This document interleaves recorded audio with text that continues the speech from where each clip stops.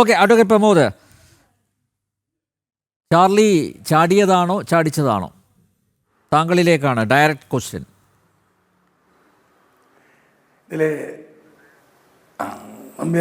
ഇത് ആദ്യം തന്നെ മനസ്സിലാക്കേണ്ടത്, ഞാനിപ്പോൾ തൃശ്ശൂർ സെൻട്രൽ പ്രിസൺ നമുക്കറിയാവുന്നതാണ് എത്രത്തോളം കള്ളത്തരം അവിടെ നടക്കുന്നുണ്ടെന്ന്. താൽക്കാലിക ജീവനക്കാരാണ് കൂടുതൽ.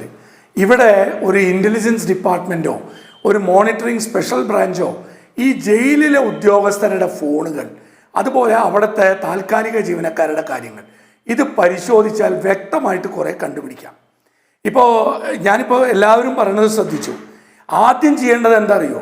സർക്കാരിന് ഇതൊന്നും നോക്കാൻ പറ്റില്ലെങ്കിൽ ഈ പറയുന്ന ഗോവിന്ദചാമി അടുത്ത ഒളിമ്പിക്സിൽ ഇന്ത്യയെ റെപ്രസെന്റ് ചെയ്ത് കൊണ്ടുപോകണം. ഹൈ ജമ്പില് 2.45 ആണ് ക്യൂബക്കാരന്റെ റെക്കോർഡ്. പോൾ വാൾട്ടിലാണെങ്കിൽ 6.5 മീറ്ററും അതിനെയും കാട്ടിലും വലിയ മതിലാണ് ചാടിക്കിടന്നേക്കണേ. മനസ്സിലായില്ലേ? ഇതിൽ ഏറ്റവും രസകരമായ കാര്യം ഇപ്പോൾ റിട്ടയർഡ് ഓഫീസർ പറഞ്ഞ പോലെ CCTV ഒരൊറ്റ സെൻട്രൽ പ്രിസണുകളിലും പ്രോപ്പറായിട്ട് വർക്ക് ചെയ്യില്ല. കാരണം എനിക്കറിയാം, ഈ പ്രിസണിൽ പല എന്താ പറയുക കടക്കുന്ന പ്രിസണേഴ്സിനെ ഉപദ്രവിച്ച കേസുകളിലൊക്കെ ഞാൻ കണ്ടസ്റ്റ് ചെയ്യുന്നുണ്ട്. അതിൽ CCTV ഫുട്ടേജ് ചോദിച്ചാൽ അത് ഇല്ല, വർക്ക് ചെയ്യില്ല. ഇവർക്കൊരു രജിസ്റ്റർ ഉണ്ട്, എന്ന് മുതൽ വർക്ക് ചെയ്തില്ല. അത് നോട്ട് ചെയ്യണം. ഒരു സെൻട്രൽ പ്രിസൺ, തൃശ്ശൂർ സെൻട്രൽ പ്രിസണിൻ്റെ കേസിൽ കുറെ ഞാൻ നടത്തുന്നതുകൊണ്ട് പറയാം. അവിടെ മോണിറ്റർ ചെയ്യാൻ 2 പേരുണ്ട്. ഈ 2 പേര് ഏതെങ്കിലും ക്യാമറ വർക്ക് ചെയ്തില്ലെങ്കിൽ അത് എൻട്രി ചെയ്ത് അറിയിച്ച് മാറ്റം വരുത്തണം. അത് ചെയ്യുന്നില്ല. അതെന്താ? 2 കാര്യമാണ്. രാത്രി കാലങ്ങളിൽ കൃത്യമായി ഉദ്യോഗസ്ഥരൊക്കെ മദ്യപാനം ഉണ്ടായിട്ട് ഉള്ളിൽ കൃത്യമായി നിങ്ങൾ മോണിറ്റർ ചെയ്തോളൂ നമ്പ്യാരെ. ഞാൻ ഇനി ഒരു കാര്യം കൂടി പറയാം നമ്പ്യാരെ. കൃത്യമായിട്ട് ഇവിടെ ഒരു തെഹൽക്ക പോലത്തെ ഒരു മീഡിയ ഉണ്ടെങ്കിൽ ഈ ജയിലിലുള്ള ഉദ്യോഗസ്ഥരെ കൈക്കൂലി പുറത്ത് മേടിക്കുന്നതും എല്ലാം നമുക്ക് പിടിക്കാൻ പറ്റും. ഇപ്പൊ ഈ ഗോവിന്ദചാമി രക്ഷപ്പെട്ടു എന്ന് പറയുന്നു. നമ്പ്യാർ നോക്കണം. ഇപ്പോൾ സാറ് പറഞ്ഞ പോലെ ഒരു കാര്യം കൂടി മനസ്സിലാക്കണം. ഈ സെല്ല് വിട്ടാൽ 3 ഗേറ്റ് ക്രോസ് ചെയ്തിട്ട് വേണം ഇയാൾ ഈ മതിൽ ചാടാൻ. കാരണം ഒരു ഹീനിയസ് ക്രൈമിലുള്ള ആളാണ്. അപ്പം 3 ഗേറ്റുകൾ, ഈ 3 ഗേറ്റിലും എന്താ പറയാ സോൾട്ട് വെച്ചോ? ഈ 3 ഗേറ്റിലും സെക്യൂരിറ്റി ഇല്ലേ? ഇത് നോക്കിയിട്ടില്ല. ഇതുപോലെ തന്നെ അവിടെ ഒരു കാര്യം സത്യമായിട്ടുള്ളതാണ്, അത് ചെയ്യേണ്ടത് സർക്കാരാണ്. അതായത് സ്റ്റാഫുകൾ കുറവാണ്. എത്ര ഇൻമേറ്റ്സ് ഉണ്ടോ അതിനനുസരിച്ചിട്ടുള്ള സ്റ്റാഫുകളില്ല. അത് കൃത്യമായൊരു കാര്യം. ഇനി അടുത്ത നിങ്ങൾ ശ്രദ്ധിച്ചോളൂ. റിമാൻഡ് പ്രിസണറായിരുന്നു നമ്മുടെ ബോബി ചെമ്മണ്ണൂര്. ഒരു കേസിൽ റിമാൻഡ് ചെയ്ത് കാക്കനാട് ജയിലിൽ വന്നു. ആരാണ് അയാളെ കാണാൻ വന്നത്? മധ്യമേഖല സെൻട്രൽ സോൺ DIG. അദ്ദേഹത്തിന്റെ കൂടെ 3 സ്ത്രീകളും എൻട്രി ചെയ്തു. ഇയാളെ കാണുന്നു, തിരിച്ചു പോകുന്നു. രജിസ്റ്ററിൽ പേരില്ല. എന്നിട്ട് എന്താ ഉണ്ടായത്?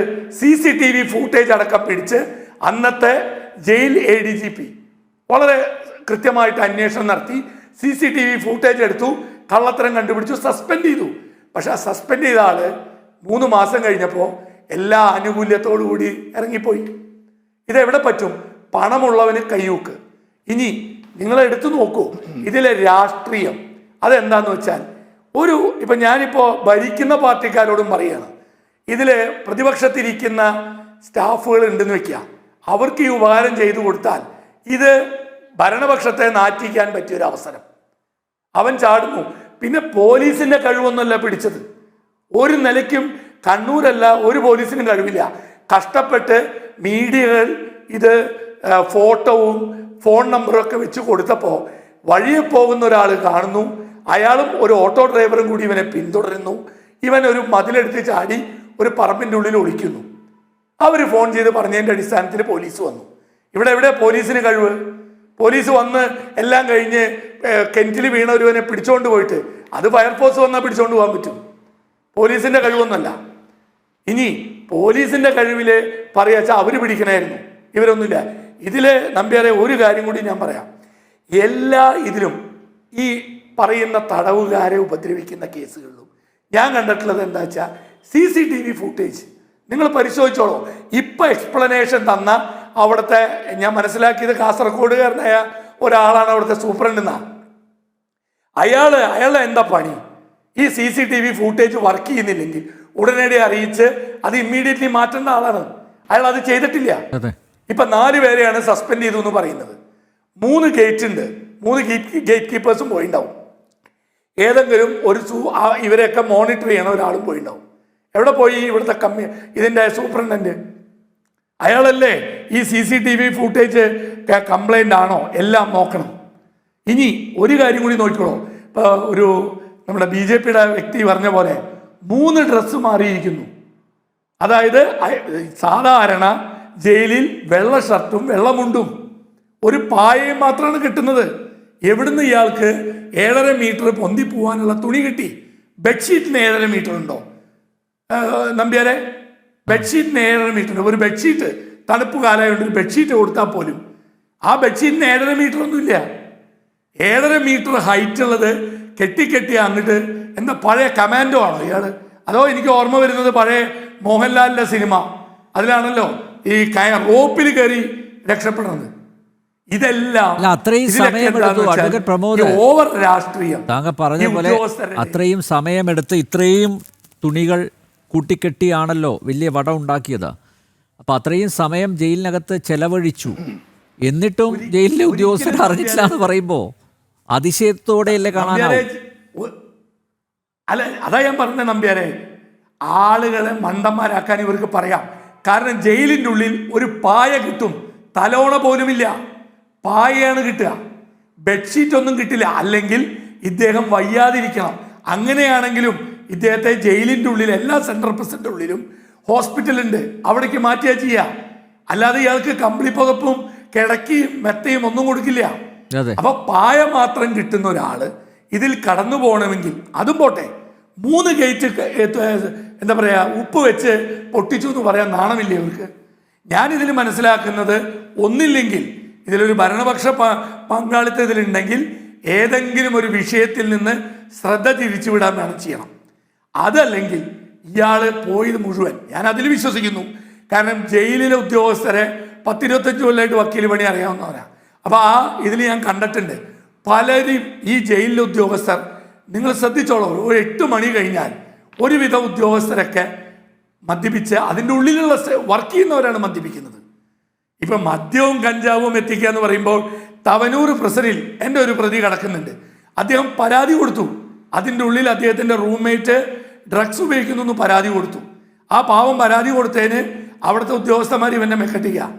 അവസാനം ഞാൻ വിവരാശ നിയമപ്രകാരം ആവശ്യപ്പെട്ടു, വല്ല പരാതികൾ വല്ലവരും തന്നിട്ടുണ്ടോ, നടപടി എന്താണ് എടുത്തത്? മറുപടിയില്ല.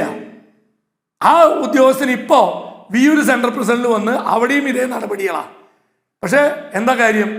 ആരെങ്കിലും ഒരു ഇൻമേറ്റ് ഇതിലൊരു കള്ളത്തരം കണ്ടാൽ അത് പരാതി കൊടുത്താൽ ഇവരൊക്കെ ഒത്തിട്ട് പിന്നെ ആ കടക്കുന്ന പുള്ളിയെ ഉപദ്രവിക്കും. പണം ആവശ്യപ്പെടാത്ത ഏത് ജയിലറാ എല്ലാവിടെയും ഉണ്ട്. അതായത് സാമ്പത്തികമായിട്ട് നല്ല സ്വാധീനമുള്ളവരുടെ കയ്യിൽ നിന്ന് പൈസ ചോദിക്കുക, അവർ കൊടുത്തില്ലെങ്കിൽ അതിൻ്റെ ഉള്ളിൽ ഉപദ്രവിക്കുക. ഒരു വെൽഫെയർ ഓഫീസർ ഉണ്ട്, അയാളുടെ ജോലി സ്റ്റാഫുകളുടെ വെൽഫെയർ അല്ല, പ്രതികളുടെ ആരോഗ്യം, അവരുടെ കാര്യങ്ങൾ ശ്രദ്ധിക്കാനാണ്. അതും ശ്രദ്ധിക്കില്ല. അവിടെ പോയി പരാതി കൊടുത്താൽ പോലും പറ്റില്ല. പിന്നെയുള്ളത് ജില്ലാ ജഡ്ജിമാർക്ക് എല്ലാ ജയിലുകളിലും എവിടൊക്കെ ജയിലുണ്ടോ ഒരു ബോക്സ് ഉണ്ട്, അത് ജില്ലാ ജഡ്ജിമാർക്ക് ഇടേണ്ടതാ.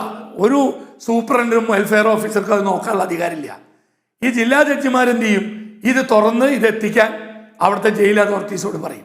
അല്ല, അഡ്വക്കേറ്റ് പ്രമോദ് അങ്ങനെ ജില്ലാ ജഡ്ജി ജയിലിലെത്തിയപ്പോൾ, തിരുവനന്തപുരം അട്ടക്കുളങ്ങര വനിതാ ജയിലിലെത്തിയപ്പോഴാണല്ലോ ആ ഷെറിൻ്റെ സഹതടവുകാരിയുടെ പരാതി ശ്രദ്ധയിൽപ്പെട്ടത്. പരാതി കണ്ടത് ഉടൻ തന്നെ പിന്നെ സെല്ല് പരിശോധിക്കാൻ പറഞ്ഞു.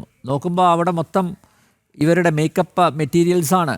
മാത്രമല്ല കൃത്യമായിട്ട് പറഞ്ഞു 7 മണി കഴിഞ്ഞാൽ, അതായത് ലോക്ക് ചെയ്ത് കഴിഞ്ഞിട്ടും 7 മണി കഴിഞ്ഞാൽ ഈ ഷെറിൻ മാത്രം പുറത്തേക്ക് പോന്നു. അവർ പേരെടുത്ത് പറഞ്ഞു, അന്നത്തെ DIG പ്രദീപിന്റെ പേരെടുത്ത് പറഞ്ഞു. അതൊന്നും ചർച്ചയായില്ല, അതിലൊന്നും അന്വേഷണം നടന്നില്ല. എന്നിട്ടോ ഈ ഷെറിനെ തുറന്നു വിടുകയും ചെയ്തു. ഇതാണ് സംഭവിക്കുന്നത്.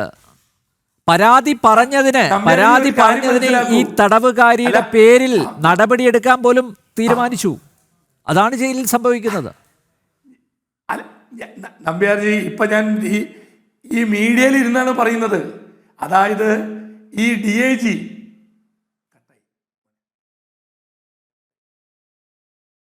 പറഞ്ഞോളൂ.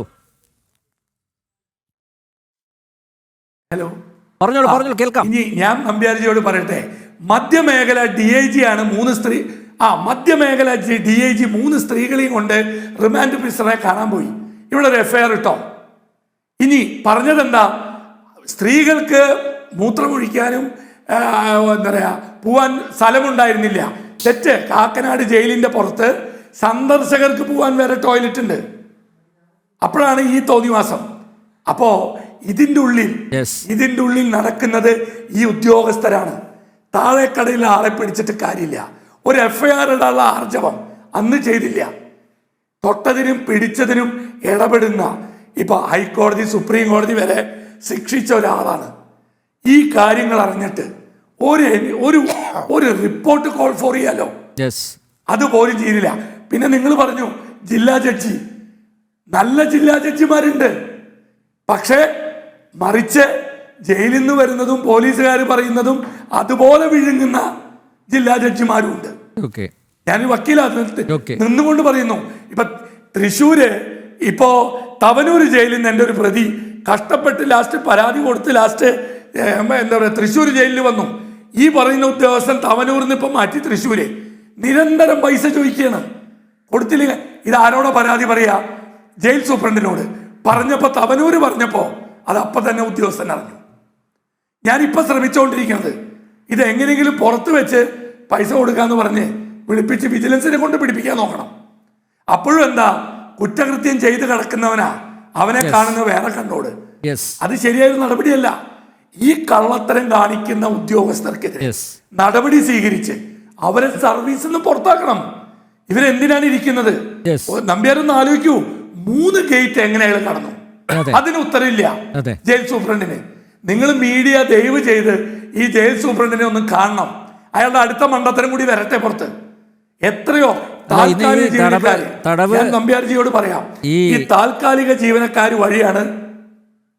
തടവുകാരനായ ചാർലി ജയിൽ ചാടിയ സമയത്ത് ജയിൽ ADGP, ജയിൽ മേധാവി, സംസ്ഥാന ജയിൽ മേധാവി കണ്ണൂരിലുണ്ടായിരുന്നു. എനിക്കറിയില്ല അദ്ദേഹം എന്തെങ്കിലും പരിപാടി പങ്കെടുക്കാൻ വന്നതാണോ. അദ്ദേഹം ഉടനടി കണ്ണൂർ സെൻട്രൽ ജയിൽ സന്ദർശിക്കുകയും ചെയ്തിട്ടുണ്ട്.